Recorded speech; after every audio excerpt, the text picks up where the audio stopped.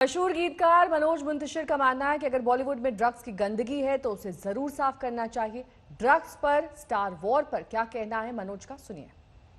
एक बात मैं खाली कहना चाहता हूं कि ये लड़ाई बॉलीवुड के खिलाफ नहीं है। ये बात समझने के लिए कितना बड़ा दिमाग चाहिए।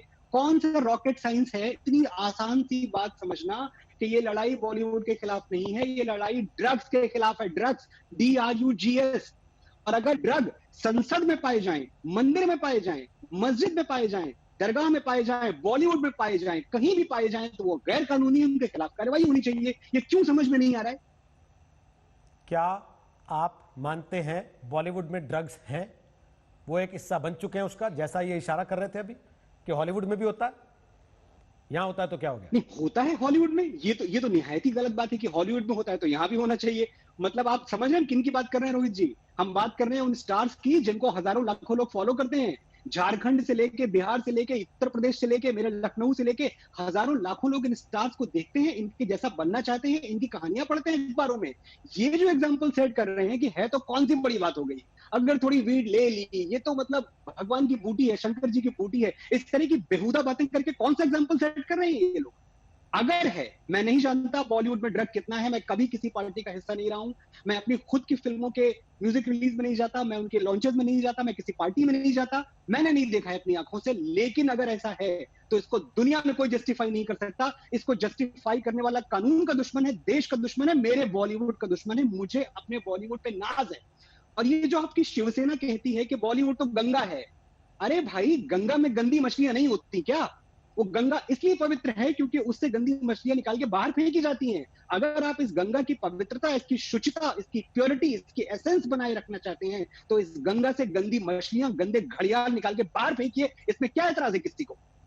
क्या आप मानते हैं बॉलीवुड दो हिस्सों में बटा हुआ है? एक वो हैं जो आप जैसे हैं, कंगना रनौत जैसे हैं, छोटे छोटे शहरों से आए हुए जिन्होंने अपने दम पर अपने मुकाम बनाए। एक वो हैं जो स्टार परिवारों से आते हैं, जिनके नाम के पीछे, सरनेम की वजह से वो स्टार बनते हैं और बचपन से स्टार की तरह पाले पोसे जाते हैं। और यही आपको और उनको अलग करता है। और ऐसे में कोई सुशांत हो जाता है तो उसकी परिणति वैसी होती है जैसी उसकी हुई। रोहित, एक बात मैं कहूंगा, शायद मैं थोड़ा सा मुद्दे से हटूंगा। मुझे सिर्फ 30 सेकंड चाहिए एक बात कहने के लिए, क्योंकि आज मैं नेशनल टेलीविजन पे आज तक बैठा हुआ हूं। अगर ये अपील मैं आज यहां नहीं करूंगा तो कहां करूंगा? प्रॉब्लम इसलिए भी है ना कि हमारे सर पे किसी का साया नहीं है। हम लवारिस बच्चे हैं रोहित। हम यूपी वाले, बिहार वाले, झारखंड वाले, छत्तीसगढ़ वाले, हम अपना बस्ता टांग के और चालू डब्बे में बैठ के धक्का मुक्का खा के मुंबई पहुंच जाते हैं ताकि हम पे ज्यादती की जाए। जबकि हमारी इंडस्ट्री हमारे स्टेट में होनी चाहिए। हमारी हिंदी फिल्म इंडस्ट्री यूपी में होनी चाहिए, झारखंड, बिहार, हरियाणा, राजस्थान में होनी चाहिए, एपी में होनी चाहिए। हमारी सरकारों को कभी ये ख्याल नहीं आया।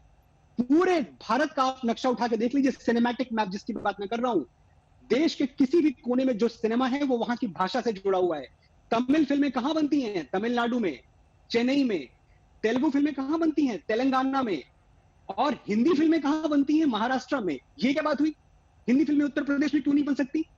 उत्तर प्रदेश की भाषा को, हिंदी को, उसका सिनेमा वापस लौटाए जाने का वक्त आ गया है। और ये जब तक नहीं होगा, आप ऐसे हजारों जुल्मों सितम के लिए तैयार रहें, कभी कुछ खत्म नहीं होने वाला रोहित। आप ऐसे डिबेट्स और करते रहेंगे और ऐसी कहानियां बनती रहेंगी। मनोज जी, अभी तो ये संस्कारों का बंटवारा, इसी पे इतना झगड़ा चल रहा है। आप तो पूरी फिल्म इंडस्ट्री को बांट देने की बात कर रहे हैं कि भाई हिंदी वाला हिंदी का उठा के उधर रह जाए, इनको मराठी बनाने दो।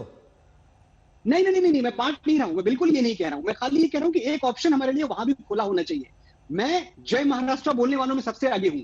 ये महाराष्ट्र की धरती है जिसने 21 साल में अमेठी के एक लड़के को, जिसके पास कुछ नहीं था, फट्टी चप्पलें पहन के इस शहर में आया था, आज इस लायक बनाया है कि मैं आपके सामने बैठ के आपके प्रोग्राम में बोल रहा हूं। मेरा सर झुका हुआ है महाराष्ट्र के आगे। लेकिन साथ ही ये भी सही है कि हर किसी के पास वो सुविधाएं नहीं है, हर किसी के पास इतने मौके नहीं है, और इतना उसके पास एक टाइम फ्रेम उपलब्ध नहीं है कि यहां आए, स्ट्रगल करे और वो जूते खाए, चप्पलें घिसे।